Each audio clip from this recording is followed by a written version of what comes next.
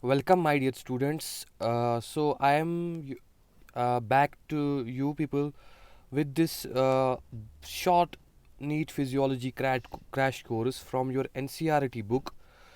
And my name is Dr. Irshad, and I have done my MBBS from GMC Srinagar. And today I am with you with this crash course for human physiology. Now, as you can see, I'm making the most of the stuff. I'm drawing it from your NCRT book, so it will be quite easy for you to revise that book after seeing these lectures, after watching these lectures. So let us start our journey, and let us briefly look at how many chapters do we have. We have this digestion, absorption, we have breathing and exchange of gases, we have body fluid and circulation, we have excretory products and elimination, we have locomotion, we have neural control and coordination, we have chemical control and coordination. Now, this human physiology introduction, it's not so complicated, you can read it over, but we will start it from the first chapter, what is called as digestion and absorption. This is our first chapter. This is chapter number 16 in your book. So I will read out the things that your book is mentioning. So first of all, your book says food is one of the basic requirements in all living organisms. This everyone knows that food is basic requirement for all living organs. सब लोगों को food चाहिए ही होता है, ठीक है, for their day to day activities, क्योंकि उससे हम एनर्जी डिराइव करते हैं. अब आपके फूड में क्या क्या चीज़ें होती है? कार्बोहाइड्रेट्स होते हैं, प्रोटीन्स और फैट्स होते हैं. तो यहाँ पर मैं ये चीज़ मेंशन करूँगा, जो आपका फूड है, यहाँ से हम शॉर्ट नोट बताते जाएंगे. तो फूड में 3 इंपॉर्टेंट चीज़ें होते हैं. इसमें आपके पास कार्बोहाइड्रेट्स होते हैं, इसके आपके पास प्रोटीन्स होते हैं, एंड इसमें आपके पास फैट्स होते हैं, ठीक है. तो you have carbohydrates, proteins and fats as major contents of the food. Vitamins and minerals are also required in small amounts. तो दो चीज़ें आपको स्मॉल अमाउंट्स में चाहिए, उसमें एक तो वाइटामिन होते हैं और मिनरल्स होते हैं. तो यहाँ से हम ये भी चीज़ करेंगे कि यहाँ से वाइटामिन भी होते हैं और मिनरल्स भी होते हैं. बट ये जो वाइटामिन और मिनरल्स आपके पास होते हैं, they are required in small amounts, ठीक है.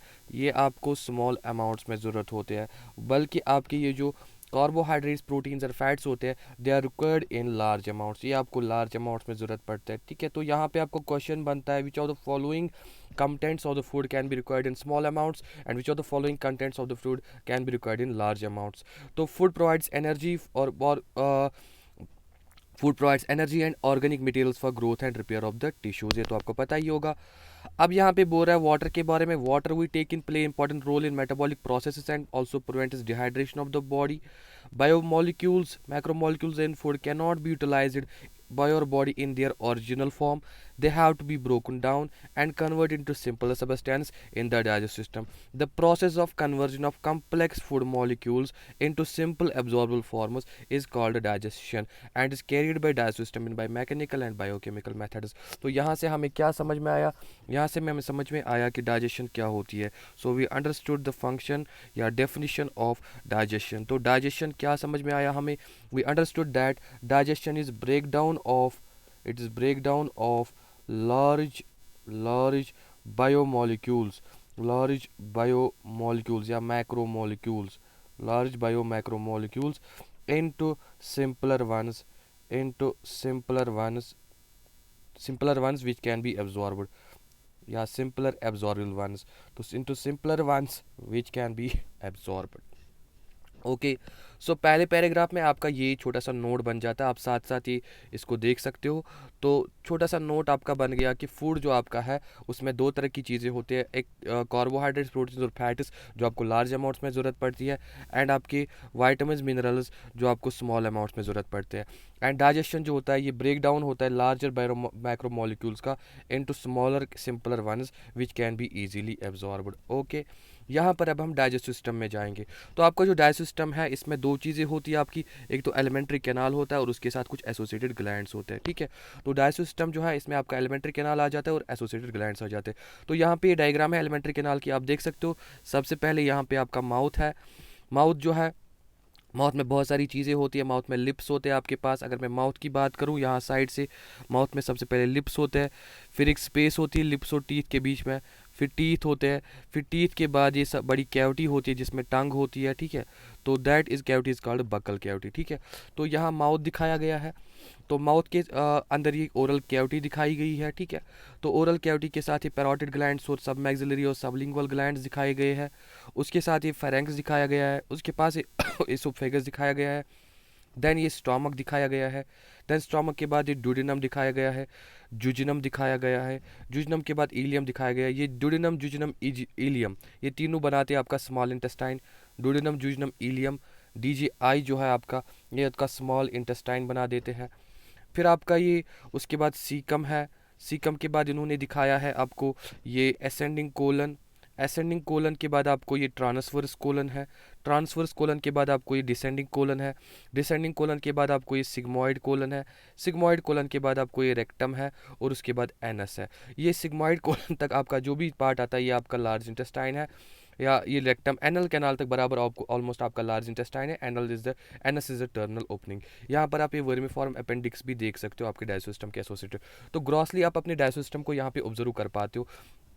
तो अगर मैं ऑर्गन्स ऑफ डाइजेस्टम देखूँ, organs of digestive alimentary canal अगर मैं यहाँ पे डिस्कस करूँ आपके साथ, ठीक है।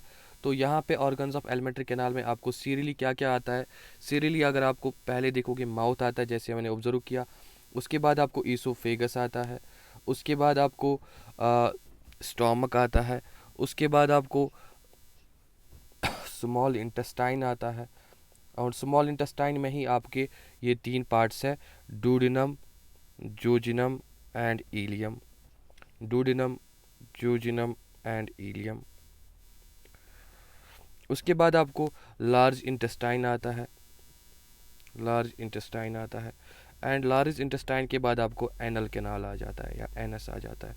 एंड लार्ज इंटेस्टाइन में आपने देखा कि आपको यहाँ पे सीकम आ जाता है, आपको यहाँ पे कोलन आ जाता है, एंड आपको यहाँ पे रेक्टम आ जाता है। एंड यहाँ जो कोलन है, your colon is being divided into ascending colon, ascending colon, यहाँ पे आपका ट्रांसवर्स कोलन आ जाता है, यहाँ पे आपका डिसेंडिंग कोलन आ जाता है, यहाँ पे आपका सिग्मोइड कोलन आ जाता है, जिसको आपने डायग्राम में अच्छे से देखा, ठीक है। तो ऐसे मैं यहाँ पे बना भी सकता हूँ, this is caecum, this caecum. Caecum के बाद ये आपका असेंडिंग कोलन है, असेंडिंग कोलन के बाद आपका ये ट्रांसवर्स कोलन है, ये आपका डिसेंडिंग कोलन है, ये आपका डिसेंडिंग कोलन है, एंड ये आपका सिग्मोइड कोलन है। उसके बाद आपका रेक्टम और एनल कैनाल आ जाता है। ओके, तो ये आपके ऑर्गन्स आ जाते हैं। तो फिर से मैं आपको इन्यूमरेट कर देता हूँ। ये आपका माउथ है सबसे पहले, उसके बाद आपका ईसोफेगस है, उसके बाद आपका स्टोमक है, उसके बाद आपका स्मॉल इंटेस्टाइन है जिसमें आपके ड्यूडिनम, जुजिनम और इलियम पार्ट्स है, उसके बाद आपका लार्ज इंटेस्टाइन है, उसके बाद आपका एनल कैनाल है। लार्ज इंटेस्टाइन में से सीकम है, कोलन है एंड रेक्टम है। Your colon is being divided into ascending colon, transverse colon, descending colon and sigmoid colon. Okay, that's very good. तो चलिए हम यहाँ से स्टार्ट करते हैं। तो यहाँ आपकी बुक क्या कहती है, एंटीरियर ओपनिंग माउथ है and mouth opening posterior to the anus. तो एलिमेंट्री कैनाल के दो ओपनिंग से, आगे से माउथ, पीछे से एनस। माउथ जो है ये बकल कैविटी या ओरल कैविटी में लीड करता है। ओरल कैविटी में कुछ टीथ है और मस्कुलर टंग है, ठीक है। तो ओरल कैविटी में कुछ टीथ है और मस्कुलर टंग है, और यहाँ पे ये दो चीज़ें आपके लिए इंपॉर्टेंट है, टीथ और टंग है। तो each tooth is embedded in the socket of jaw bone, ठीक है। हर एक टूथ सॉकेट में बंधा हुआ होता है। इस तरह की टीथ को हम बोलते हैं थीकोडोंट, जो सॉकेट में बंद है। Majority of the mammals including human beings have two sets of teeth.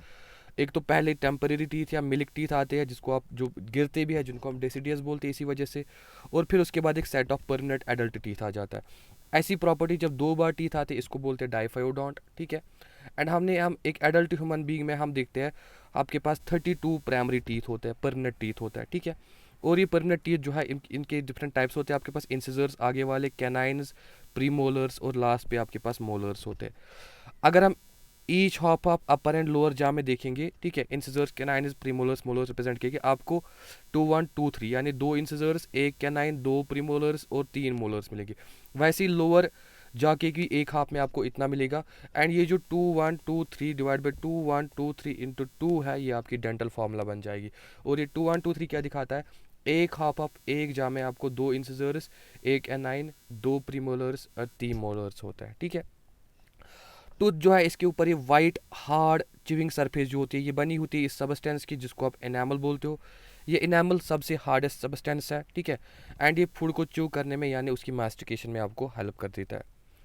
टंग एक मोबाइल मस्कुलर ऑर्गन है, मसल से बना हुआ है, जो फ्लोर ऑफ द टंग के साथ अटैच्ड है बाय फ्रेन्यूलम, ठीक है। तो यहाँ पे मैं लिप्स देखता हूँ पहले, ठीक है। फिर ये स्पेस आती है लिप्स और टीथ के बीच में, जिसको आप वेस्टिब्यूल बोलते हो, मैंने यहाँ पे बुक में नहीं लिखा है। फिर उसके बाद ये टीथ आते हैं, टीथ के बाद ये जो सारी कैविटी आती है, इसको आप ओरल कैविटी बोलते हो, ओरल कैविटी। एंड इसी ओरल कैविटी में आपकी ये टंग है, this oral cavity contains this tongue. अब ये टंग जो है ये नीचे से एक म्यूकस मेम्ब्रेन के फोल्ड से अटैच्ड होती है, this attached by a fold of mucous membrane to the floor of the mouth, यानी लोअर जॉ के साथ अटैच होती है। उसी फोल्ड ऑफ म्यूकस मेम्ब्रेन को आप बोलते हो फ्रेन्यूलम, दैट लिंगुअल फ्रेन्यूलम या सिंपली फ्रेन्यूलम बोलते हो। तो यहाँ बस सिंपल मैं चीज़ तरह से मैं आपको समझा रहा हूँ कि फ्रेन्यूलम क्या होता है, ठीक है। फ्रेन्यूलम एक फोल्ड है म्यूकस मेम्ब्रेन का, जो अटैच करता है ओरल कैविटी के साथ, किसको, टंग को, ठीक है। अब जो टंग है, इसके अपर सरफेस पे कुछ प्रोजेक्शंस होते हैं जिनको आप पैपिले बोलते हो, उनमें से कुछ के पास टेस्ट बड्स भी होते हैं, ये मैं यहाँ पे एक्सप्लेन करूँगा, ठीक है। ये मान लो ये टंग की अपर सरफेस है, ठीक है। असल में इस अपर सरफेस पे एक वी शेप्ड सल्कस होता है, जिसको आप बोलते हो सल्कस टर्मिनलिस, सल्कस टर्मिनलिस। इस सल्कस टर्मिनलिस के आगे जो पार्ट होता है इसको बोलते हो आप ओरल पार्ट, एंड इसके पीछे जो पार्ट होता है इसको बोलते हो आप फेरेंजियल पार्ट, फेरेंजियल पार्ट। यहाँ इस फेरेंजियल पार्ट पे बहुत सारे लिम्फॉइड फॉलिकल्स होते हैं, जो आपका बनाते हैं लिंगुअल टॉन्सिल। एंड यहाँ पे आपके पास बहुत सारे कॉनिकल प्रोजेक्शंस होते हैं, जिनको आप बोलते हो पैपिले, जिनको आप बोलते हो papillae. And papillae different types के होते हैं, फिलीफॉर्म, फ्यूंजीफॉर्म, ठीक है। इसमें आपके पास फिलीफॉर्म होते हैं, इसमें आपके पास फंजीफॉर्म होते हैं, ठीक है। इसमें आपके पास फोलिएट होते हैं, इसमें आपके पास सर्कमवैलेट होते हैं, ठीक है, सर्कमवैलेट होते हैं। और ये जो है फंजी फॉर्म और सर्कमवैलेट, इन पे आपके हो जाते हैं टेस्ट बर्ड्स, ठीक है। आपकी बुक ने नहीं लिखा है किन के पास, उसने बोला है some of them have taste buds. यहाँ पर आप याद रखोगे फंजी फॉर्म और सर्कमवैलेट जो है इन्हीं के पास ये टेस्ट बर्ड्स होता है, ठीक है। तो वापस आएंगे, अपर सरफेस ऑफ टंग है small projection, some of which bear taste buds, ये आपका क्वेश्चन यहाँ पे बन सकता है। अब ओरल कैविटी शॉर्ट फेरेंक्स में लीड करती है, which serves as common passage for food and air. तो फेरेंक्स एक कॉमन पैसेज है फॉर फूड एंड एयर, लेकिन ये टोटली ट्रू नहीं है। अगर मैं यहाँ पे इस ह्यूमन को बनाऊँ तो फेरेंक्स के असल में पार्ट्स होते हैं, दिस इज़ ए ह्यूमन, ठीक है।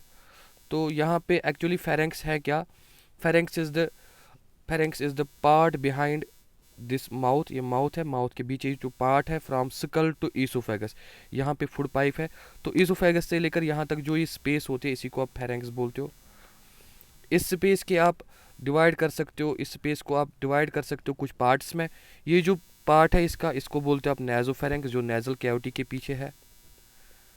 इस कैविटी पार्ट को जो ओरल कैविटी के पीछे है, इसको आप बोलते हो ओरोफेरेंक्स।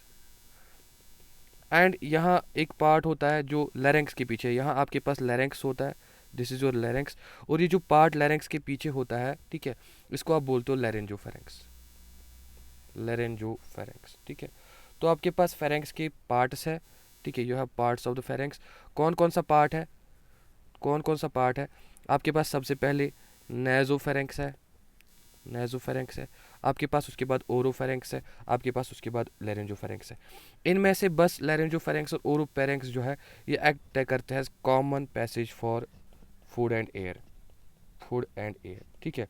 वाइल जो आपका यहाँ पे नेजोफेरेंक्स होता है, इसमें सिर्फ और सिर्फ ओनली एयर जाता है, ठीक है। लेकिन आपकी बुक ने जहाँ पे इतना कॉम्प्लिकेट नहीं किया इसको, इसने बस बोला है शॉर्ट फेरेंक्स है which serves as common passage for food and air. आप इसका ख्याल रखोगे, असल में ये नेजोफेरेंक्स, असल में ये ओरोफेरेंक्स और लैरेंजोफेरेंक्स की बात कर रही है। अब बोरे ईसोफेगस और ट्रैकिया जो है, जिसको आप विंड पाइप बोलते हो, ये दोनों ही फेरेंक्स में ओपन होते हैं, ठीक है। तो यहाँ पर देख सकते हो ईसोफेगस एंड ये ट्रैकियल ओपनिंग है, दोनों ही फेरेंक्स में ओपन होता है, ठीक है। Cartilaginous flap called epiglottis prevents the entry of food into the glottis. जो लैरिंक्स के ऊपर वाली ये कवरिंग है, इसको ये फ्लैप होती है, इसको बोलते हैं एपिग्लोटिस। ये एपिग्लोटिस इसमें फूड जाने से बचाती है, ठीक है। Opening of the windpipe during swallowing. Oesophagus एक थिन लॉन्ग ट्यूब है which extends posteriorly passing through the neck, thorax and diaphragm and leads to J shaped bag like structure called stomach, ठीक है। अब जो ये oesophagus है आपका, यहाँ पे आप देख रहे हो, यहाँ पे इसको मैं फिर से बना सकता हूँ, ठीक है। तो ये मान लो ये आपका फिर से वो प्यारा सा ह्यूमन है, this is your human model, ठीक है। यहाँ से हमने यहाँ पे बोला था फेरेंक्स, यहाँ से लेकर यहाँ तक जो स्पेस है ये फेरेंक्स है। अब यहाँ से हमने ईसोफेगस बताया। तो ईसोफेगस जो है ये पोस्टीरियरली प्रेजेंट है। सबसे पहले कहाँ से प्रेजेंट है, क्या बोल रही है आपकी बुक, ये पोस्टीरियरली एक ट्यूब है, ठीक है, प्रेजेंट है, ठीक है। एंड नंबर 2, ये कहाँ से गुजरता है, ये नेक से गुजरता है, ये नेक है, ये थोरैक्स से गुजरता है, ठीक है। एंड अल्टीमेटली ये एब्डोमेन में पहुंचता है। डायफ्राम एक मसल होती है, फ्लैट मसल, उसी को पियर्स करता है। इस ओपनिंग को जिसके थ्रू ये पियर्स करता है इसको हम हियाटस भी बोलते हैं। डायफ्राम में जो ओपनिंग है जिसके थ्रू ये पियर्स करता है उसको हियाटस भी बोलते हैं। अल्टीमेटली ये इस जे शेप्ड ऑर्गन में पहुंच जाता है जिसको आप बोलते हो बैग लाइक ऑर्गन में पहुंच जाता है जिसको आप बोलते हो स्टोमक। तो स्टोमक की बात करी आपकी बुक, एंड आपकी बुक बोल रही है स्टोमक क्या है, it's a J shaped organ. मैं स्ट्रिक्टली आपकी बुक में जो कंटेंट है वही डिस्कस कर रहा हूँ यहाँ पे, ठीक है। तो यहाँ पर जे शेप्ड ऑर्गन कॉल्ड स्टोमक है आपके पास, इसे में जाता है। अब यहाँ पे बोल रहा है एक मस्क्यूलर स्फिंक्टर है, एक मस्क्यूलर स्फिंक्टर है जिसको आप गैस्ट्रोइसोफेजियल स्फिंक्टर कहते हो या कार्डियक स्फिंक्टर भी कहते हो। वो रेगुलेट करता है opening of the oesophagus into the stomach, ठीक है। तो यहाँ पे आप ध्यान दे दो, ठीक है, आप वापस आएंगे, ठीक है। तो यहाँ पे आप ध्यान दे दो, ये जो यहाँ पे ओपनिंग है ना इसोफेगस की, यहाँ पे इस ओपनिंग को आप, यहाँ पे स्फिंक्टर एक होता है, इसको बोलते हो आप gastro oesophageal sphincter. It is called gastro oesophageal sphincter, sphincter.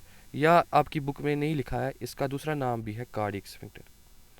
And ये कार्डियक स्फिंक्टर है, ये रेगुलेट करता है entry of food from oesophagus to stomach, ठीक है, स्टोमक। अब यहाँ पे स्टोमक जो है ये upper left portion of the stomach में लोकेटेड है, ठीक है। यानी ये अगर बॉडी है तो ऊपर वाले लेफ्ट पोर्शन पे, ये एब्डोमेन है डायफ्राम के नीचे, तो यहाँ लेफ्ट साइड की तरफ होता है ये, ठीक है, लेफ्ट साइड की तरफ। एंड इसके 4 पार्ट्स होता है, ठीक है। अगर ये स्टोमक देखो मैं यहाँ पे डायग्राम, इसके 4 पार्ट्स है। एक तो सबसे पहले फंडस है, ये ऊपर वाला पार्ट, इस कार्डियक स्फिंक्टर यहाँ पे है। तो कार्डियक स्फिंक्टर के अबो जो पार्ट है इट्स कॉल्ड फंडस। बीच में जो पार्ट है इट्स कॉल्ड बॉडी। एंड ये जो एंड पे पार्ट है यहाँ से इट्स पाइलोरस। एंड ये जो पार्ट कार्डियक स्फिंक्टर के नज़दीक है इसको बोलते हैं कार्डिया, ठीक है। तो 4 पार्ट्स है इसके, आपकी बुक भी एक्सप्लेन करती है कौन कौन सा पार्ट है, फंडस है, अब कौन कौन सा पार्ट है, बॉडी है, और कौन पार्ट है, कार्डियक है, कार्डियक पार्ट है जो कार्डियक स्फिंक्टर के गैस्ट्रोइसोफेजियल स्फिंक्टर के पास है। एंड पाइलोरस है जो ड्यूडेनम के पास है यहाँ पर, ठीक है। तो ड्यूडेनम यहाँ, ड्यूडेनम के पास जो पार्ट है इट्स कॉल्ड पाइलोरस, ठीक है। तो अब आपकी बुक क्या बोलती है, pyloric portion it opens into first part of the duodenum, ठीक है, small intestine that is duodenum, ठीक है। अब यहाँ पे इंपॉर्टेंट बात आप याद रखोगे कि ये जो यहाँ पे ड्यूडेनम के साथ इसका जंक्शन है, ये जंक्शन जो है ये एक स्फिंक्टर होता है यहाँ पे, एक इस जंक्शन पे ड्यूडेनम और स्टोमक के जंक्शन पे एक स्फिंक्टर होता है। That sphincter is called as pyloric sphincter. Pyloric sphincter जो है ये रेगुलेट करता है entry of food from stomach into the small intestine, ठीक है। तो यहाँ पे आप ध्यान रखोगे, यहाँ पे गैस्ट्रोइसोफेजियल स्फिंक्टर था एंड यहाँ पे पाइलोरिक स्फिंक्टर है, ठीक है। ये आपकी बुक ने नहीं लिखा था, ये एक्स्ट्रा इन्फॉर्मेशन है। अब स्मॉल इंटेस्टाइन जो आपका है ये डिस्टिंग्विशेबल है 3 रीजन्स में, जिसमें आपके पास एक सी शेप्ड ड्यूडेनम होता है, long coiled middle portion jejunum होता है, and highly coiled portion ileum होता है, ठीक है। मैं इसको यहाँ से एक्सप्लेन करने की कोशिश करूँगा, ठीक है, डायग्रामेटिकली। तो यहाँ पे आप इसको ध्यान रखो, ठीक है। तो यह आपके पास इसोफेगस था, यह आपके पास स्टोमक था।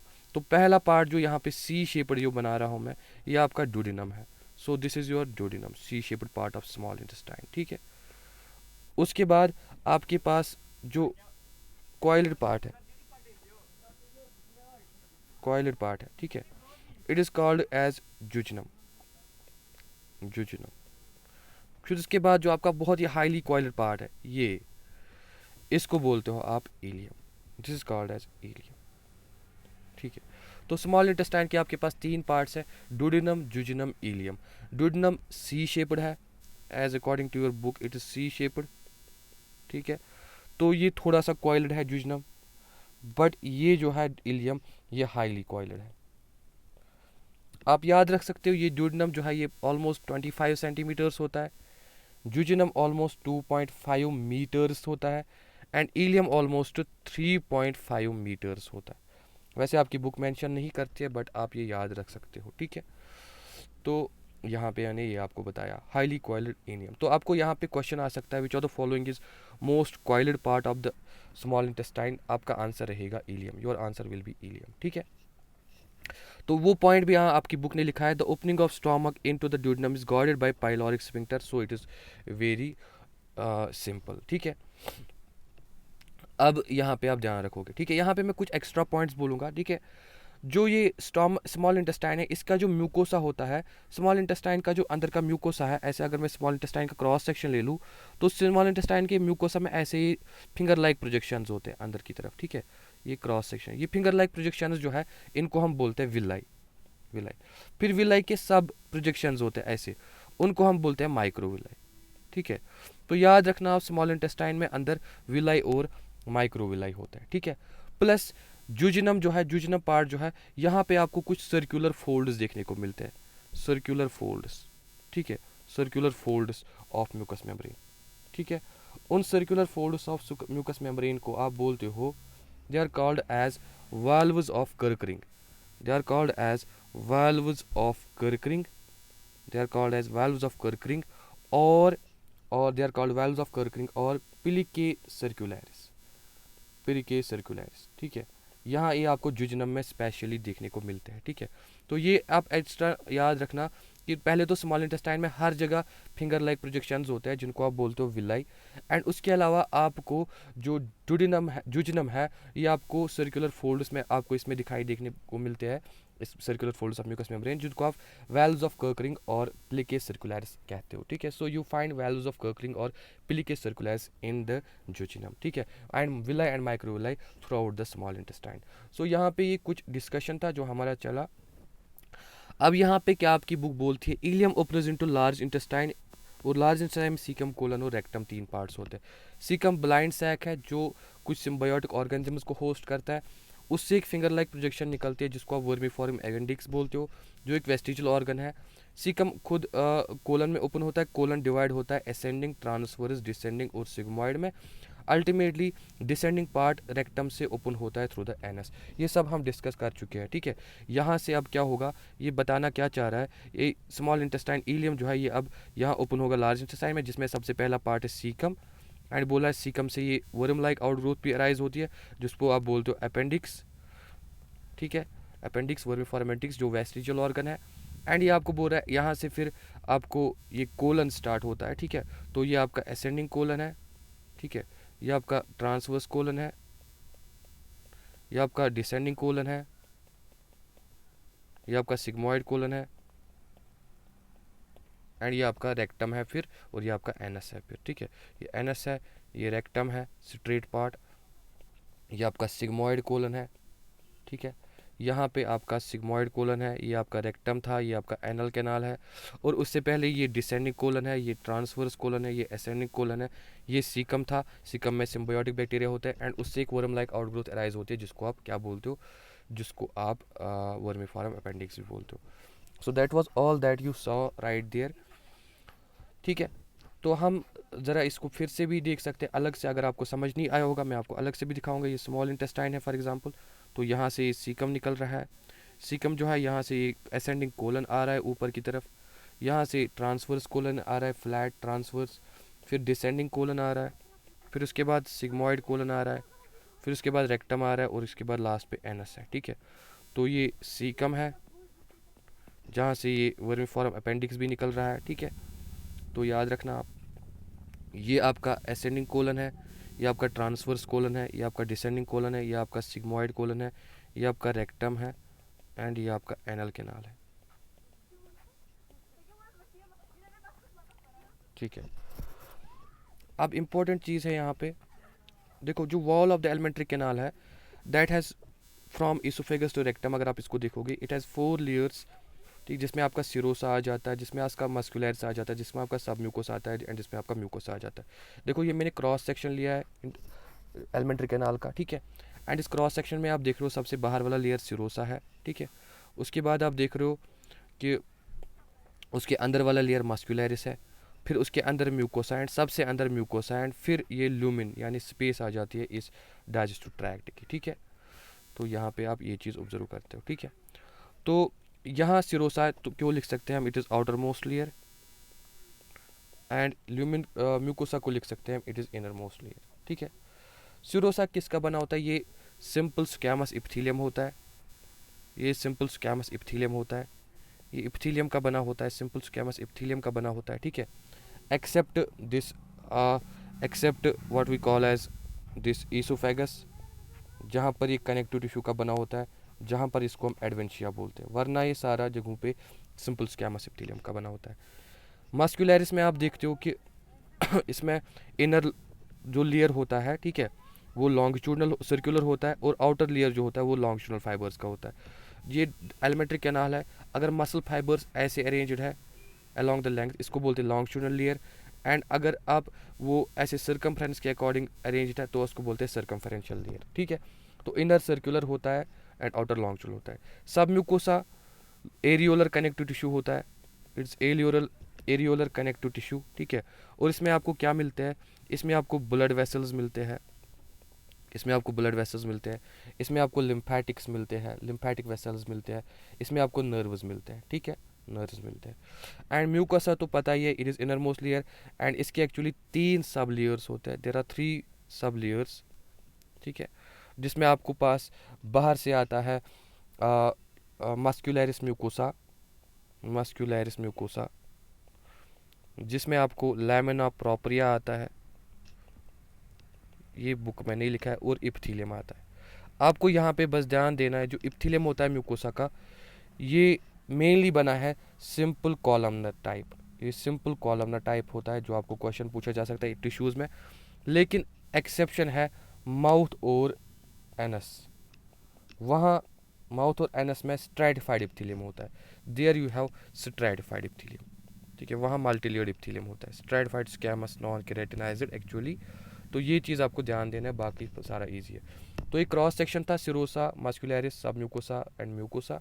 मैंने ये सारा आपके सामने एक्सप्लेन किया, ठीक है। चलिए इसको पढ़ते हैं।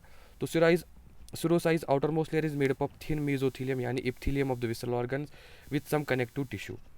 मस्कुलरिस स्मूथ मसल से बना है, ये क्वेश्चन आपको पूछा जा सकता है कौन सी मसल्स है, स्मूथ मसल्स है। तो usually arranged into inner circular and outer longitudinal layer. और ओब्लिक मसल लेयर भी होता है एक रीजन में। आपको पूछा जाएगा कहाँ ओब्लिक रीजन होता है, तो आपका आंसर रहेगा स्टोमक, स्टोमक में आपके पास ओब्लिक लेयर भी होता है, ठीक है।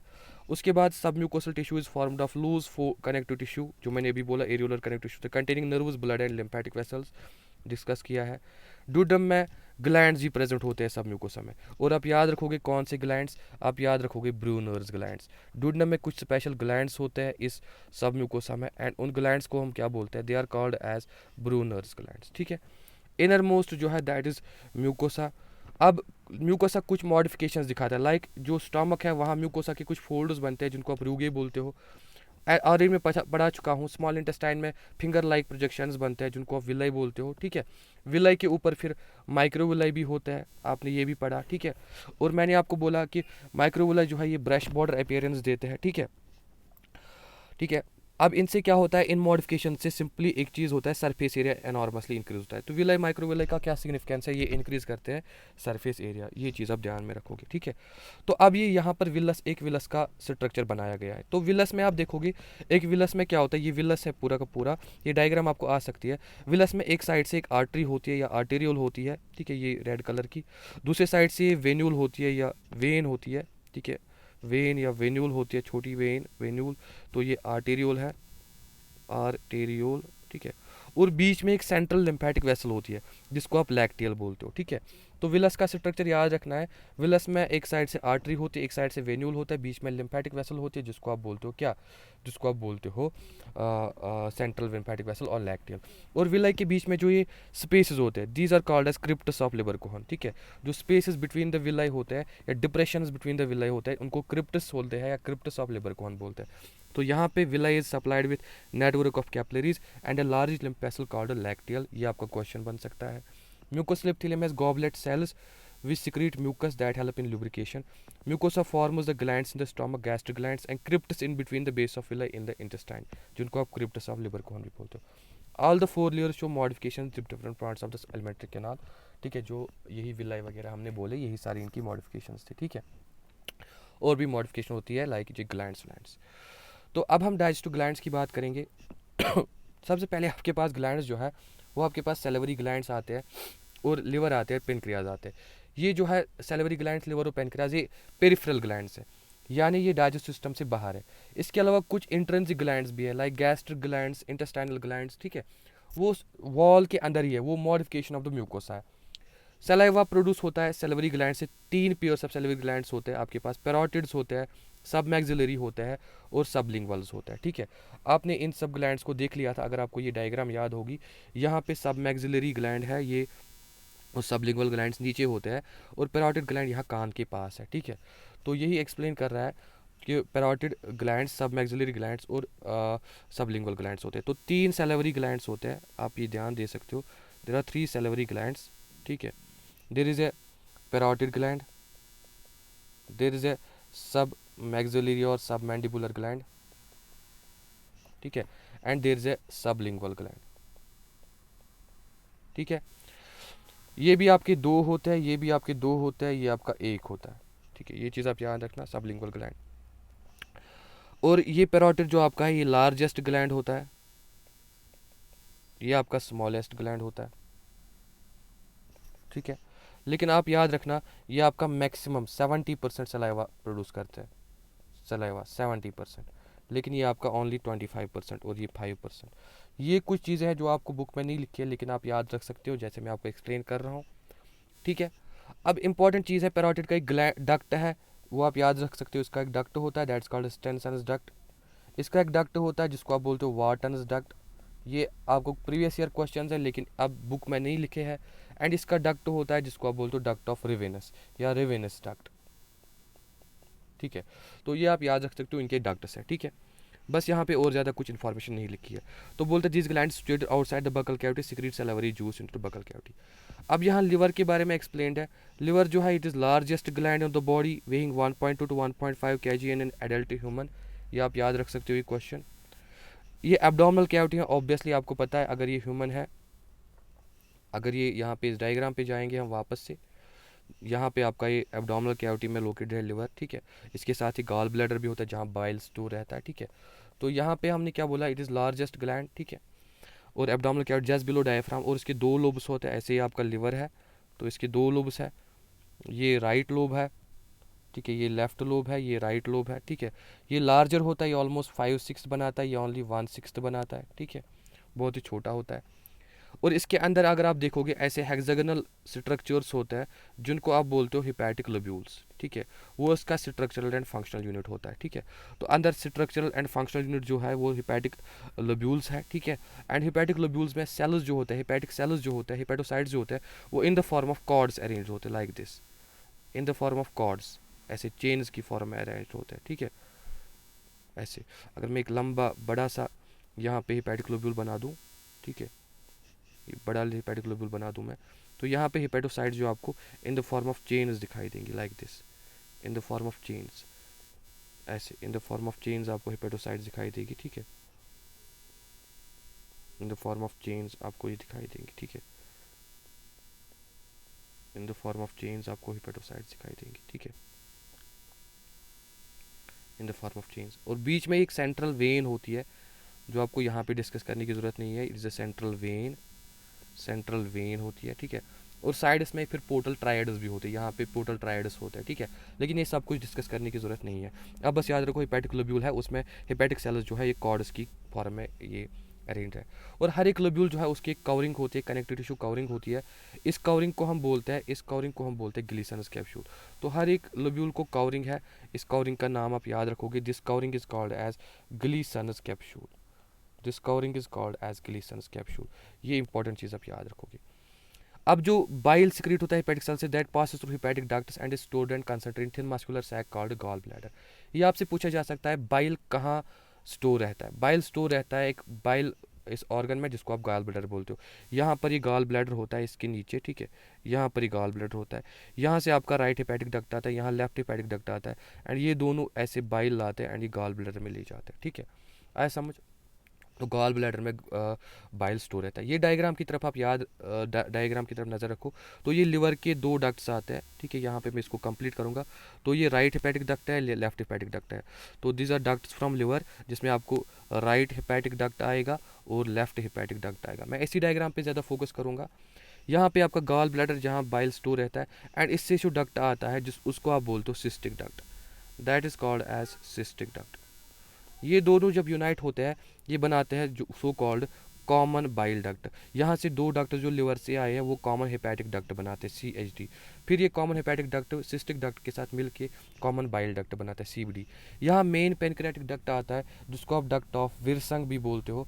एंड ये डक्ट ऑफ विरसंग या मेन पेनक्रियाटिक डक्ट जो है ये फिर इस कॉमन बाइल डक्ट के साथ मिलके हेपेटोपेनक्रियाटिक डक्ट बनाता है जिसको आप एम्प्यूला ऑफ वेटर भी बोलते हो, एम्प्यूला ऑफ वेटर भी बोलते हो, ठीक है।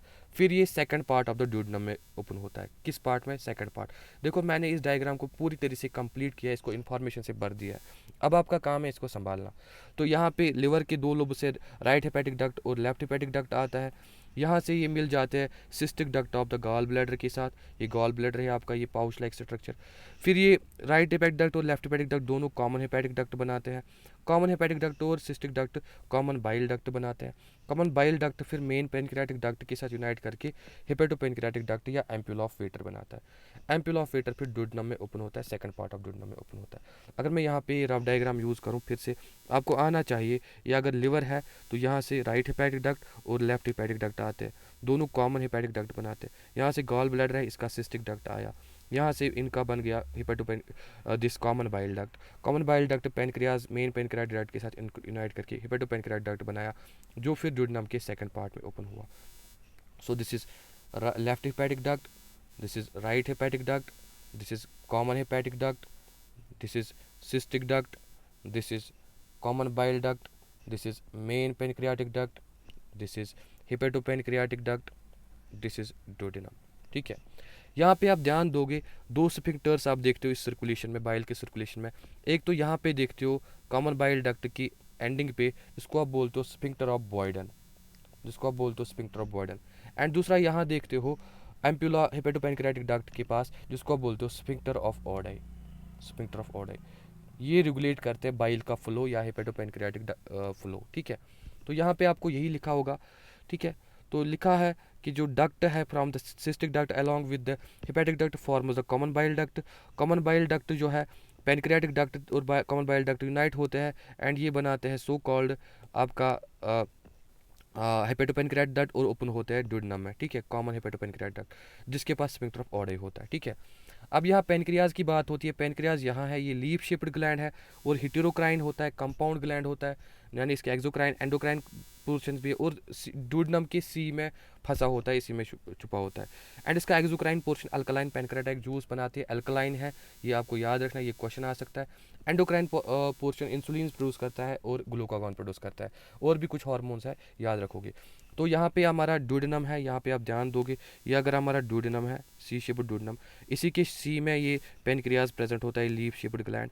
एंड इसको अगर आप ऐसे देखोगे, क्रॉस सेक्शन लोगे, आपको इसमें ऐसे एक्सोक्राइन पार्ट मिलता है, ठीक है। अगर आप एंडोक्राइनोलॉजी में जाओगे आपको इसमें एक्सोक्राइन पार्ट मिलता है जो पेनक्रियाटिक एसिनाई रिप्रेजेंट करते हैं। 99% ये एक्सोक्राइन ही होता है, ठीक है, एसिनाई रिप्रेजेंट करते हैं। उनके बीच में एक ग्रुप्स ऑफ सेल्स होते हैं, ऐसे ग्रुप्स ऑफ सेल्स होते हैं, ठीक है, ऐसे। इन ग्रुप्स ऑफ सेल्स को हम बोलते हैं islets of Langerhans, islets of Langerhans. And ये आइलेट्स ऑफ लैंगरहैंस इसका एंडोक्राइन पार्ट रिप्रेजेंट करते हैं जो ऑलमोस्ट 1% होता है। एंड आप एंडोक्राइन सिस्टम से ही देख सकते हो कि islets of Langerhans almost 1 to 2 million होते हैं। यहाँ पे हमने बस ध्यान दिया पेनक्रियाज की एक्सोक्राइन पार्ट पे, ये एसिनाई जो सिक्रीट करते हैं पेनक्रियाटिक जूस। एंड जो आपकी बुक कहती है ये पेनक्रियाटिक जूस जो है it is an alkaline secretion. ये क्या है? ये एक अल्कलाइन सिक्रीशन, ठीक है, अल्कलाइन सिक्रीशन है, ठीक है। एंड फ्लो हमने यहाँ इस बाइल डक्ट की जो डायग्राम है इससे हमने अच्छे से सीख लिया, ठीक है। मेन पेनक्रियाटिक डक्ट को हम विरसंग भी बोलते हैं, इसके अलावा एक्सेसरी पेनक्रियाटिक डक्ट भी होता है। अब डाइजेशन की बात होती है, डाइजेशन, फूड की डाइजेशन कैसे होगी। इसमें मैकेनिकल और केमिकल प्रोसेस दोनों होती है। बकल कैविटी में दो इंपॉर्टेंट फंक्शंस होते हैं, एक तो फूड चबाया जाता है जिसको आप मैस्टिकेशन बोलते हो, मैस्टिकेशन बोलते हो, और स्वेलोइंग भी फैसिलिटेशन, उसको धक्का भी दिया जाता है। टीथ और टंग जो है with the help of saliva masticate करते हैं एंड फूड को मिक्स करते हैं अच्छे से सलाइवा के साथ। म्यूकस सलाइवा में हेल्प करता है लुब्रिकेट करने में इसको, ठीक है, और adhering the masticated food particles into a bolus, ठीक है। तो सलाइवा से एक स्फेरिकल शेप ले लेता है फूड पार्टिकल जिसको आप बोलते हो बोलस, ठीक है, बोलस। बोलस फिर फेरेंक्स में भेजा जाता है और उस प्रोसेस को स्वेलोइंग या डेग्लूटेशन बोलते हो। तो बोलस को पीछे भेजा जाएगा फेरेंक्स में, इस प्रोसेस को स्वेलोइंग या डेग्लूटेशन बोलते हैं। फिर बोलस इस इसोफेगस में आ जाएगा, एंड इसोफेगस की कंट्रैक्शन जिनको आप पेरिस्टालसिस बोलते हो, ये इसोफेगस में पहुंचा बोलस। अब बोल इसोफेगस जो है ऐसे ऐसे कंट्रैक्शंस दिखाएगा, रिदमिक कंट्रैक्शंस, जिनको आप पेरिस्टाल्टिक वेव्स बोलते हो या पेरिस्टालसिस बोलते हो, ठीक है। इस पेरिस्टालसिस से नीचे आता रहेगा। गैस्ट्रो इसोफेजल स्फिंक्टर जो है फिर स्टोमक में इसको डालेगा, यहाँ पे गैस्ट्रो इसोफेजल स्फिंक्टर होगा, ये इसको स्टोमक में एंटर कराएगा, ठीक है। वहाँ पर सलाइवा जो है, जो ओरल कैविटी से सिक्रीट होता है, उसमें बहुत सारे इलेक्ट्रोलाइट्स होते हैं, उसमें बहुत सारे एंजाइम्स होते हैं। मेन एंजाइम उसमें एमाइलेस होता है और लाइसोजाइम होता है। लाइसोजाइम एंटीबैक्टीरियल एंजाइम है, ये आप याद रख सकते, एंटीबैक्टीरियल एंजाइम है। एमाइलेस कार्बोहाइड्रेट डाइजेस्टिंग एंजाइम है। Chemical process of digestion oral cavity में भी स्टार्ट होती है by hydrolytic action of the carbohydrate separating enzyme, यानी सैलिवरी एमाइलेस। एंड जो सैलिवरी एमाइलेस है, ये इस स्टार्च को यहाँ पे कंप्लीट करता है, डाइजेस्ट करता है into maltose at the pH of 6.8, जो आपको पूछा जा सकता है, ठीक है। और माल्टोस डाइसेक्राइड में इसको ब्रेक करता है। लाइसोजाइम मैंने ऑलरेडी आपको बोला, लाइसोजाइम एक एंटीबैक्टीरियल एजेंट है जो इन्फेक्शन से प्रिवेंट करता है, ठीक है। तो यहाँ पर हमने सलाइवा की बात की, तो सलाइवा का पीएच आपने याद रखना है। पीएच आपको पूछ सकते हैं, पीएच सलाइवा का 6.8 है। सलाइवा में एंजाइम्स है, ठीक है। तो इसमें यूजुअली अमाइलेस, जिसको आप टाइलिन भी बोलते हो, इसमें लाइपेस भी होता है, इसमें लाइसोजाइम भी होता है। लाइसोजाइम एंटीबैक्टीरियल है, ये आपने देख लिया। एंड यहाँ मेन एक्शन इस अमाइलेज का चलता है, लाइपेस उतना ज़्यादा एक्शन नहीं दिखाता है, ये स्टार्च को डाइजेस्ट करता है इनटू माल्टोस, ये रिएक्शन आपने याद रखी। अब म्यूकोसा, अब जब स्टोमक में फूड पहुंचा, स्टोमक में गैस्ट्रिक ग्लैंड्स होता है, ठीक है। इन गैस्ट्रिक ग्लैंड्स का आप ध्यान रखोगे, गैस्ट्रिक ग्लैंड्स में कुछ तरह की सेल्स होती है, लाइक म्यूकस सेल्स होती है यहाँ पे, जो म्यूकस प्रोड्यूस करती है। पेप्टिक या ऑक्जेंटिक ये मोस्ट इंपॉर्टेंट सेल है, जो प्रोएंजाइम पेप्सिनोजन सिक्रीट करती है, ठीक है। और उसके अलावा प्रोरेनिन भी ये सिक्रीट करती है in infants, prorennin in infants, ठीक है। और उसके अलावा पैराइटल या ऑक्जेंटिक सेल्स भी होती है, जो HCl प्रोड्यूस करते हैं, हाइड्रोक्लोरिक एसिड, और इंट्रिंसिक फैक्टर प्रोड्यूस करते हैं, जो विटामिन B12 की एब्जॉर्प्शन में मदद देता है, ठीक है। यहाँ पर इंपॉर्टेंट एक चीज़ मेंशन की गई है कि स्टोमक में फूड 4 से 5 घंटे तक होता है, और यहाँ एसिडिक गैस्ट्रिक जूस के साथ वो मिक्स किया जाता है by some movements called churning movements. Movements होती है जिनको आप चर्निंग मोमेंट्स बोलते हो, ठीक है, जो muscular wall of the stomach करता है बहुत ही स्टार्क, एंड इसको एसिडिक मिक्सचर में कन्वर्ट कर देता है, जिसको बोलते हो आप काइम।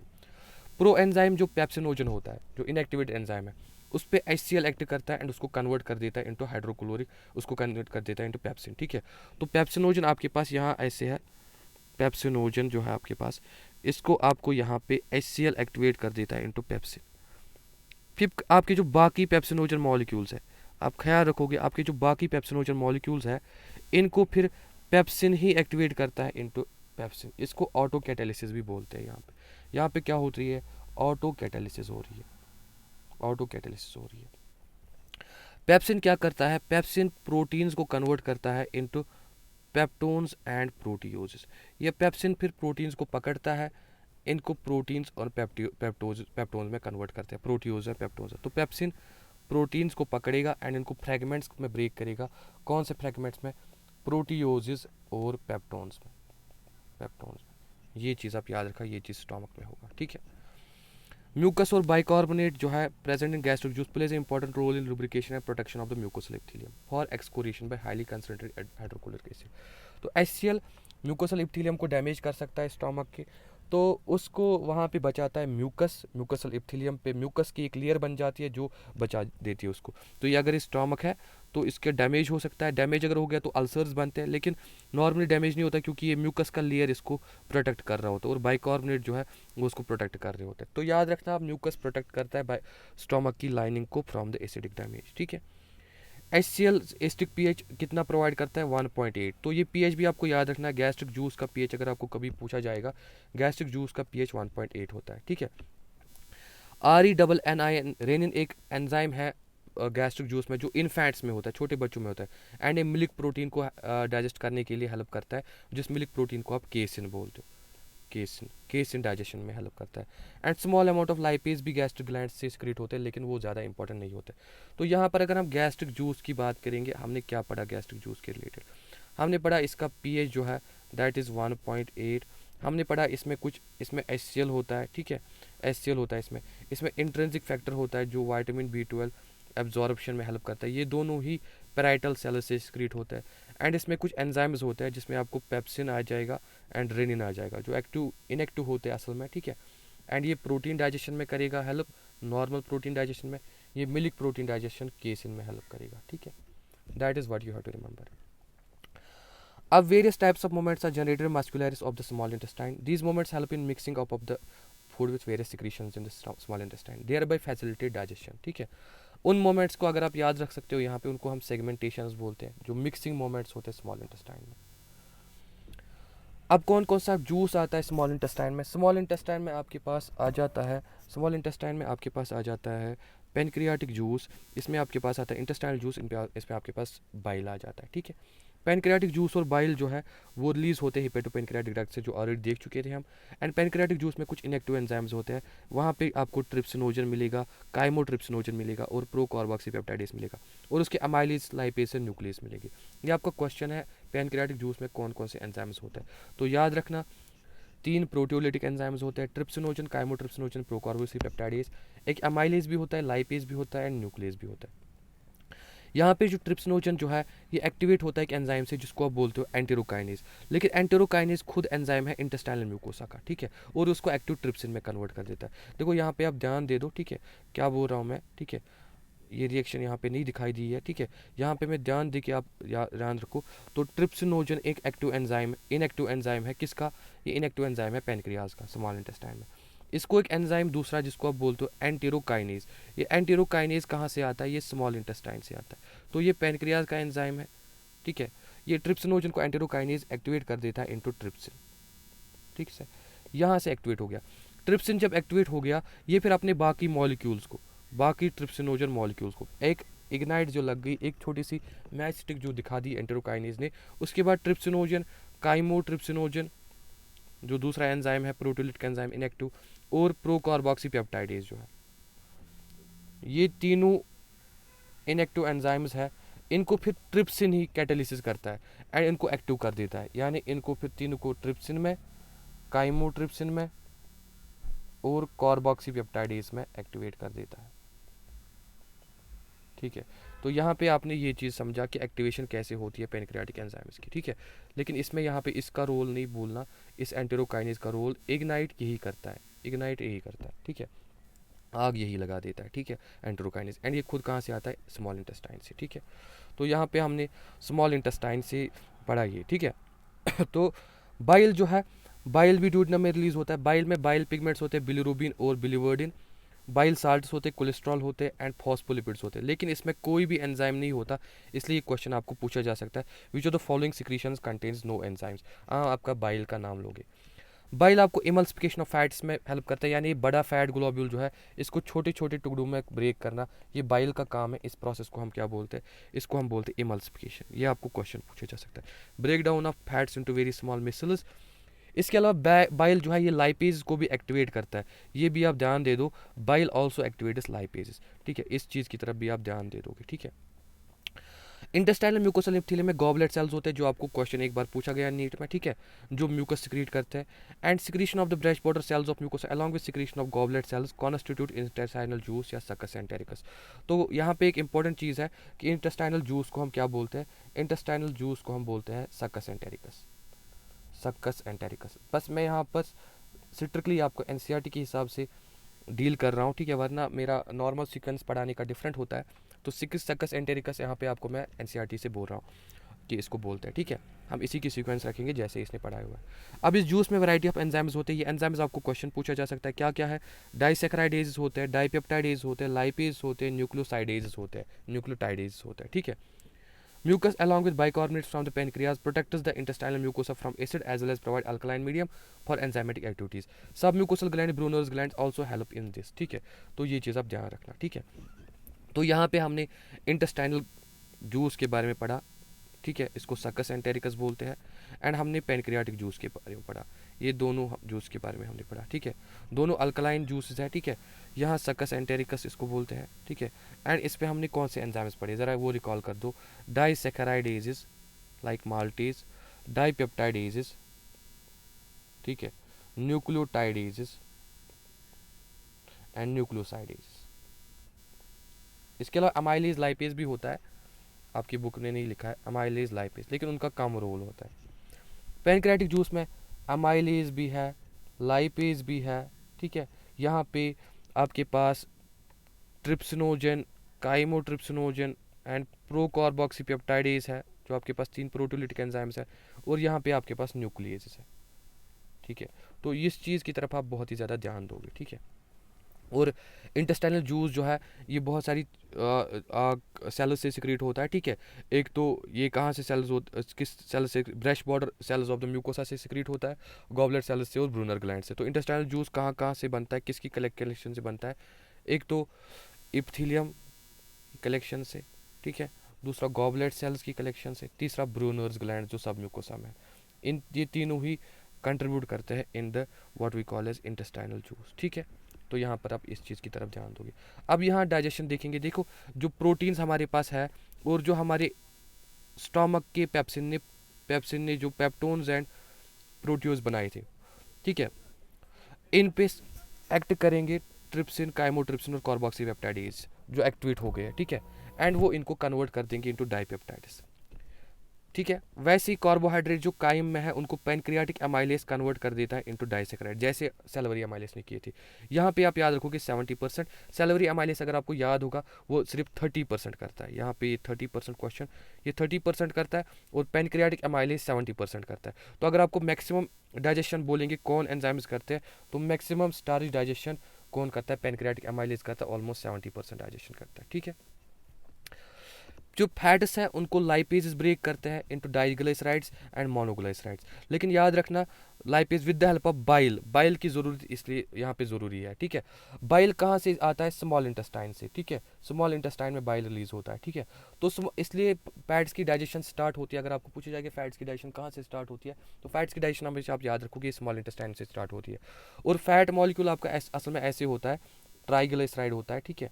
तो इसको ट्राइग्लिसराइड बोलते हैं आप, COR1, ये COR2, ठीक है, COR3, ये आपका ट्राइग्लिसराइड है, इसमें 3 एस्टर बॉन्ड्स है। तो इसको क्या किया जाता है? इसको एक फैटी एसिड कट किया जाता है, बन गया डाइग्लिसराइड। फिर और एक फैटी एसिड कट किया जाता है, बन गया मोनोग्लिसराइड, ठीक है। फिर मोनोग्लिसराइड्स को भी आप ब्रेक कर सकते हो, ठीक है, इनटू उसको लास्ट वाला फैटी एसिड भी कट कर लो, उसको ब्रेक कर सकते हो फैटी एसिड एंड ग्लिसरॉल। लेकिन ये सारा फिर इंटेस्टाइनल जूस के लाइपेज से होता है, ठीक है।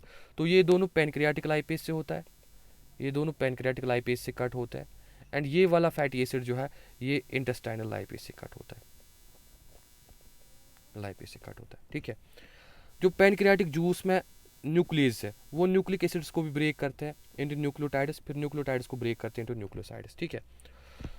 अब जो डाइपेप्टाइड्स इंटेस्टाइनल जूस ने बनाए उनको इस पैनक्रियाटिक जूस ने बनाए उनको dipeptidase of the what we call as intestinal juice act करेंगे और उसको अमाइनो एसिड में ब्रेक करेंगे, सिंपलर मॉलिक्यूल्स।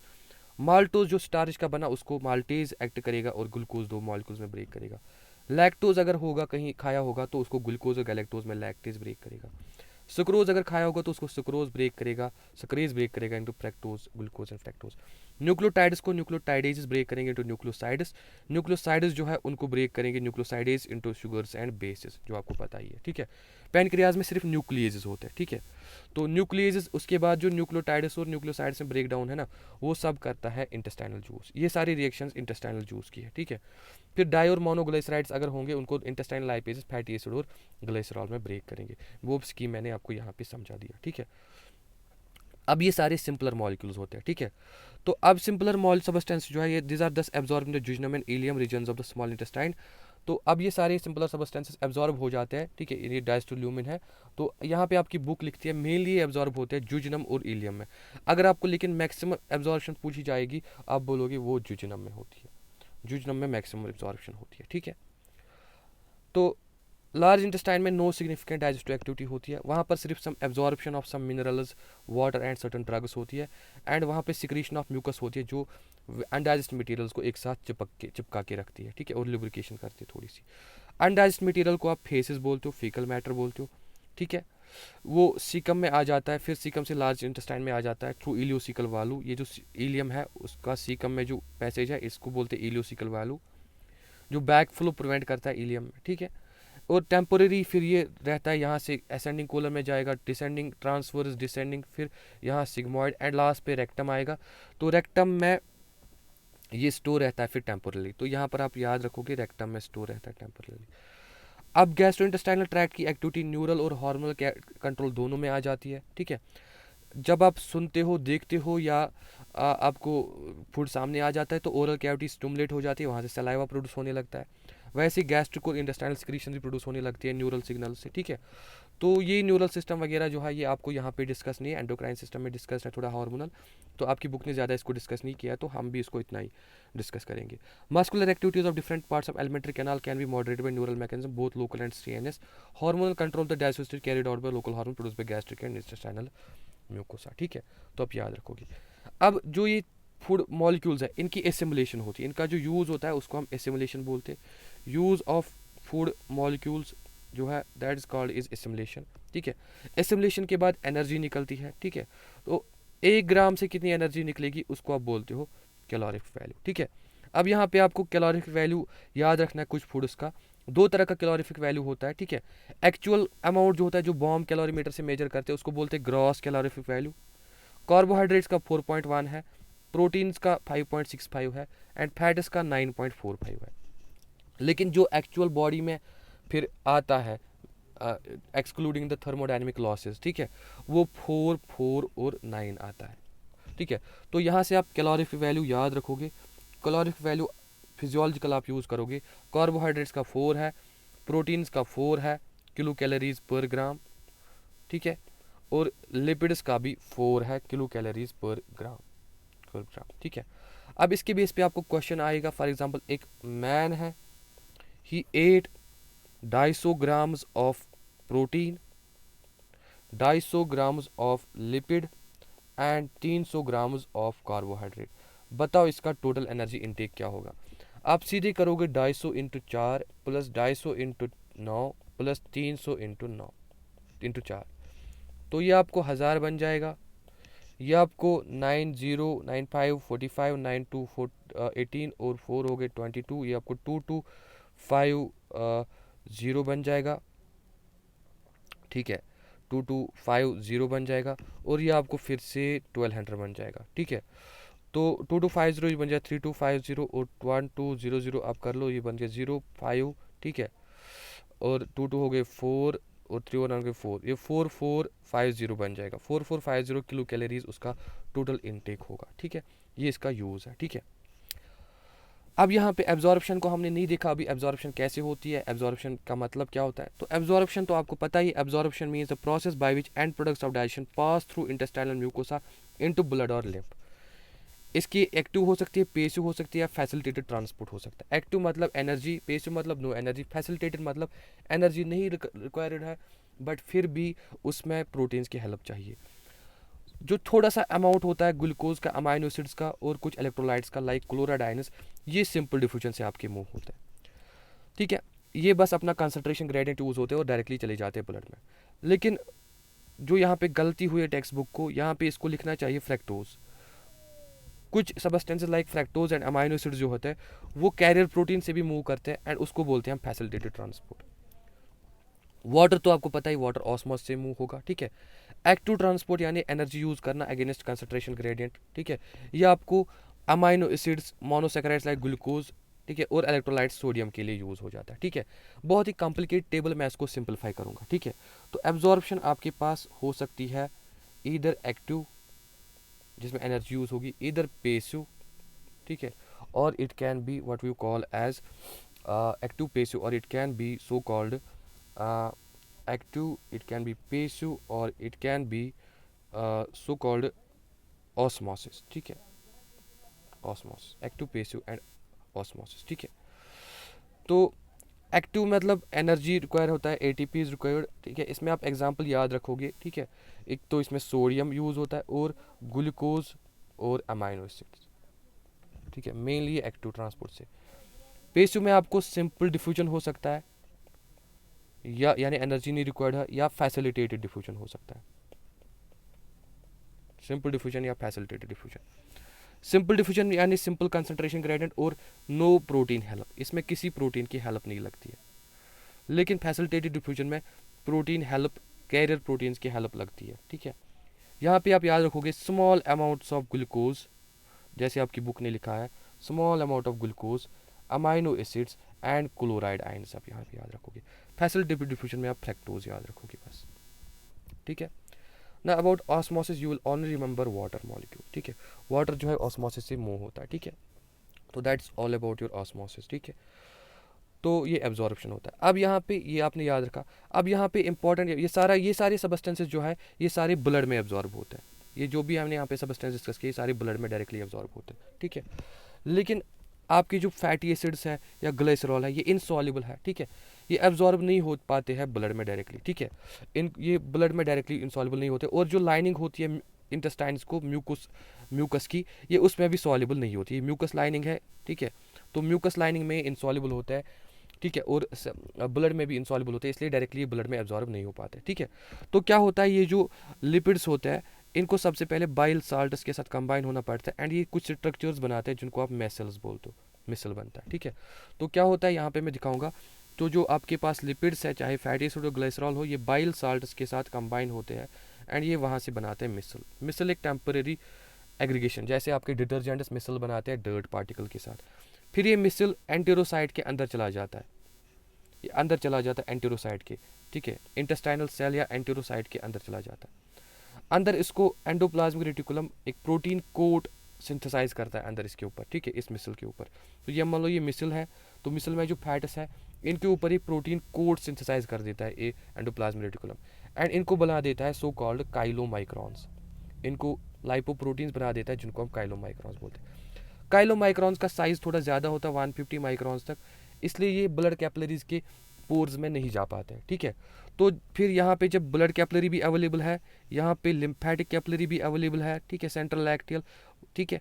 तो लेकिन इसका पोर साइज, ब्लड कैपिलरी का पोर साइज बहुत ही कम है और लिम्फेटिक कैपिलरी का पोर साइज बहुत ही ज़्यादा है, बहुत ही ज़्यादा है। तो ये काइलोमाइक्रॉन अब क्या करता है, काइलोमाइक्रॉन अब काम करता है, काइलोमाइक्रॉन मूव करता है through this pore of the lacteal and चला जाता है लिम्फ वेसल में। तो लिपिड्स का आप याद रखना, लिपिड्स ब्लड में एब्जॉर्ब नहीं होते डायरेक्टली, लिपिड्स लिम्फ वेसल में एब्जॉर्ब होता है। फिर लिम्फ इनको ब्लड में डाल देता है इनडायरेक्टली, लिम्फ बाद में ड्रेन होता है ब्लड में, तो ये उनको इनडायरेक्टली फिर ब्लड में ही डाल देता है, लेकिन पहले ये एब्जॉर्ब हो जाते हैं लिम्फेटिक कैपिलरीज में जिनको आप लैक्टियल्स बोलते हो, ठीक है। तो ये चीज़ आप ध्यान दोगे, ठीक है।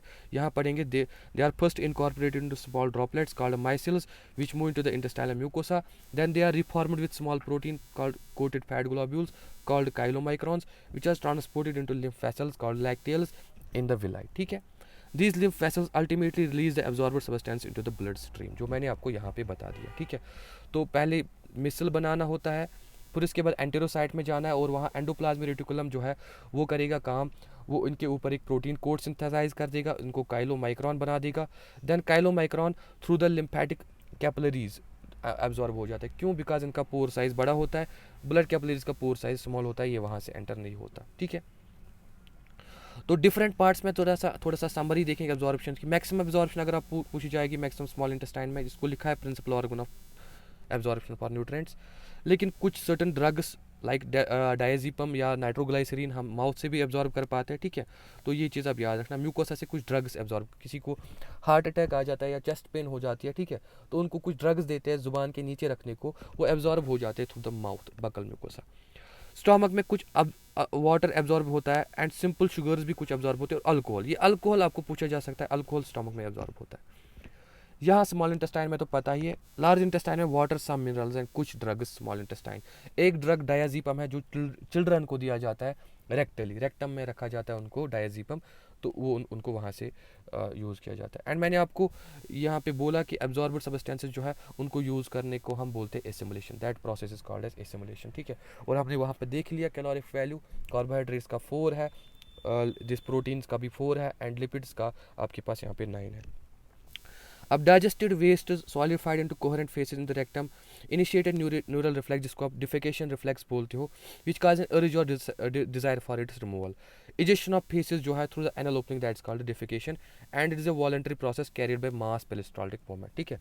तो रेक्टम में भरा हुआ है ना ये सारा अनडाइजेस्टेड फूड, तो यहाँ रेक्टम के वॉल को स्ट्रेच करेगा, तो यहाँ पे एक रिफ्लेक्स जनरेट हो जाती है जिसको आप बोलते हो डिफेकेशन रिफ्लेक्स, और डिफेकेशन रिफ्लेक्स से ये सारा जो फेसेस है इसको बाहर फेंका जाता है, जिस प्रोसेस को हम बोलते हैं डिफेकेशन। यही आपको ये समझाने की कोशिश कर रहा है, ठीक है। So that is about this line. अब यहाँ पे लास्ट टॉपिक पे पहुँचेंगे, disorders of the digestive system. ठीक है, ये बोल रहा है inflammation of the intestinal tract is most common ailment due to bacterial viral. बहुत सारे बैक्टीरियल वायरल इन्फेक्शन हो जाती है जिनसे इन्फेक्शन हो जाता है इंटेस्टाइन्स का, जिसको आप एंटीराइट्स भी बोलते हो, गैस्ट्रो एंटीराइट्स भी बोलते हो। ठीक है, या स्टमक में गैस्ट्राइटिस हो जाता है। ठीक है, लाइक ई कोलाई का इन्फेक्शन हो सकता है। ठीक है, लाइक शिजेला एक बैक्टीरियम है, उसका इन्फेक्शन हो सकता है। ठीक है, या टेप वर्म्स का इन्फेक्शन हो सकता है, राउंड वर्म्स का, एस्कैरिस का इन्फेक्शन हो सकता है, थ्रेड वर्म्स का इन्फेक्शन हो सकता है, हुक वर्म्स एंसाइलोस्टोमा का इन्फेक्शन हो सकता है, पिन वर्म का इन्फेक्शन होता है। बहुत सारे infection small intestine, large intestine को अफेक्ट कर सकते हैं। या साल्मोनीला एक बैक्टीरिया है, साल्मोनेला टाइफाई, जो इंटेस्टाइन्स को, स्मॉल इंटेस्टाइन्स को प्रेफरेंशियली इफेक्ट करता है। तो इन्फ्लेमेशन अगर होगी तो उसको हम एंटेराइट्स बोलेंगे, या स्टमक के केस में गैस्ट्राइट्स बोलेंगे। ठीक है, तो ये डिफरेंट पैरासाइट्स की वजह से हो सकता है, tape worm, round worm, thread worm, hook worm, pin worm, या कुछ बैक्टीरिया से होता है, ई कोलाई, शिजेला, साल्मोनीला, या कुछ वायरस भी हो सकता है। लाइक एक वायरस है जिसको आप बोलते हो रोटा वायरस। ठीक है, रोटा वायरस जो है, रोटा वायरस से हो सकता है। ठीक है, जो हेपेटाइटिस वायरस है, ठीक है, हेपेटाइटिस ए वायरस जो है, इससे हो सकता है। ठीक है, बहुत सारे दूसरे वायरस है जिसकी वजह से स्टमक जो है या स्मॉल इंटेस्टाइन जो है, इसकी इन्फ्लेमेशन हो सकती है। यहाँ पे जॉन्डिस है। जॉन्डिस बस एक येलोविश डिस्कलरेशन है जिसमें आइज और स्किन येलो हो जाती है due to deposition of the bile pigments. And ये एक लिवर का डिजीज़ है, असल में एक लिवर का डिसऑर्डर है। लिवर मेटाबोलाइज नहीं कर पाता, लिवर बाइल पिगमेंट्स को एलिमिनेट नहीं कर पाता है। जब वो बाइल पिगमेंट्स को एलिमिनेट नहीं कर पाएगा तब वो डिपॉजिट होंगे स्किन और आइज में, और वो येलोविश डिस्कलरेशन हो जाएगी। वॉमिटिंग आप सबको पता है, it is ejection of the stomach contents through mouth. ठीक है, और एक रिफ्लेक्स एक्शन है जिसको एक स्टूमलस होता है, कभी कोई ख़राब फूड खा दिया, कोई टॉक्सिन खा दिया, कोई इरिटेंट खा दिया, उसकी वजह से रिफ्लेक्स इनिशिएट हो जाती है। एंड इसका सेंटर जो है मिडुला में होता है, जो आपको क्वेश्चन पूछा जा सकता है। इससे पहले एक फीलिंग आती है वॉमिटिंग की, that feeling is called as nausea. अब डायरिया वॉमिटिंग का काउंटर पार्ट है, अपोजिट है। तो अगर बाउल मूवमेंट्स फ्रीक्वेंट होगी, ज़्यादा तेज़ी से लार्ज इंटेस्टाइन मूवमेंट मूव होने लगेगा, लार्ज इंटेस्टाइन को हम बाउल भी बोलते हैं, या फूड ज़्यादा लिक्विडी होने लगेगा, फिर वो फ्रीक्वेंटली पास होगा, फ्रीक्वेंटली एक्सपेल होगा थ्रू द लार्ज इंटेस्टाइन, उसको हम बोलते हैं डायरिया। और इससे क्या होता है, क्योंकि फूड जल्दी जल्दी से बाहर चला जाता है तो एब्जॉर्प्शन इफेक्ट हो जाती है, इंसान को माल न्यूट्रिशन हो सकता है। कॉन्स्टिपेशन में क्या होता है, कॉन्स्टिपेशन अपोजिट है वॉमिटिंग का। यहाँ पे फीसेस जो है वो कोलन में ही रह जाते हैं और वो बाहर नहीं आ पाते हैं। ठीक है, बहुत लेस फाइबर्स खाने से, फाइबर्स कम खाने से फूड में कॉन्स्टिपेशन हो सकती है। ठीक है, इसलिए वेजिटेबल वगैरह ज़्यादा कंज्यूम करनी चाहिए, ज़्यादा नॉन वेज डाइट नहीं खाना चाहिए। इनडाइजेशन में क्या होता है, फूड प्रॉपरली डाइजेस्ट नहीं हो रहा है। ठीक है, और वो फुलनेस आ रही है, स्टमक फूला हुआ लग रहा है। ठीक है, तो किससे हो सकती है, अगर एंजाइम नहीं है अंदर बराबर, एंग्जाइटी है, फूड पॉइजनिंग है, ओवर ईटिंग है, या स्पाइसी फूड है। आप इसको इस न्यूमेरिक से याद रख सकते हो, ई सोफा। ठीक है, अगर एंजाइम कम है तो एंजाइम खाना है आपको बाहर से। ठीक है, अगर स्पाइसी फूड आपने खाया है, अगर आपको ओवर ईटिंग हो गई है, अगर आपने क्या हो कर दिया, अगर आपको फूड पॉइजनिंग हो गई है, फूड पॉइजनिंग, या आपकी एंग्जाइटी है, आप एंक्शियस है बहुत ज़्यादा। ठीक है, तो इन सब चीज़ों से आपको इंडाइजेशन हो सकती है। ठीक है, इन सब चीज़ों से आपको इंडाइजेशन हो सकती है। ऐसा समझिए, ये सब डिसऑर्डर्स थे। अब कुछ लास्ट के डिसऑर्डर्स हैं जिनको हम बोलते हैं प्रोटीन एनर्जी माल न्यूट्रिशन डिसऑर्डर्स। ठीक है, कम प्रोटीन और कैलोरी खाने से कुछ अंडर डेवलप्ड कंट्रीज़ में, साउथ ईस्ट एशिया में जो ज़्यादातर है, उनमें डिसऑर्डर्स होते हैं। ठीक है, जिनको हम बोलते हैं प्रोटीन एनर्जी माल न्यूट्रिशन डिसऑर्डर्स। ठीक है, तो बांग्लादेश में ही हुआ था during the liberation of war, and Ethiopia में भी हुआ था। ठीक है, इनमें मैं यूजुअली इन्फेंट्स और चिल्ड्रन को यूजुअली अफेक्ट करते हैं। दो डिसऑर्डर्स में आते हैं आपके पास, मेरेस्मस और क्वाशरकॉर। मेरेस्मस क्या होता है, it is produce by simultaneous deficiency of proteins and calories. तो मेरेस्मस को हम यहाँ से लिखेंगे और क्वाशरकॉर को यहाँ से लिखेंगे। ठीक है, मैं आपको इंपॉर्टेंट पॉइंट्स बता दूँ। मेरेस्मस होता है लेस देन 1 ईयर चिल्ड्रन में, एंड क्वाशरकॉर होता है 1 to 5 ईयर ओल्ड चिल्ड्रन में। ठीक है, एंड मेरेस्मस में प्रोटीन प्लस कैलोरी दोनों डिफिशिएंसी हो जाती है। यहाँ पर ओनली प्रोटीन डिफिशिएंसी हो जाती है, और वो भी सीवियर डिफिशिएंसी हो जाती है। ठीक है, अब आप आगे का यहाँ से देखोगे तो लिखा है मेरेस्मस लेस देन 1 ईयर में होता है। ये तब होता है जब मदर्स मिल्क को जल्दी आप दूसरे फूड से रिप्लेस करोगे जिनमें प्रोटीन कम है, कैलोरी वैल्यू जिनका कम है। ठीक है, या ये तब होता है जब मदर की सेकंड प्रेगनेंसी हुई और फर्स्ट चाइल्ड बर्थ जो है वो बहुत ही इग्नोर हो गया है। ठीक है, मरेस्मस में प्रोटीन डिफिशिएंसी से क्या होता है, ग्रोथ और प्रोटीन टिश्यू प्रोटीन्स कम बनने लगते हैं।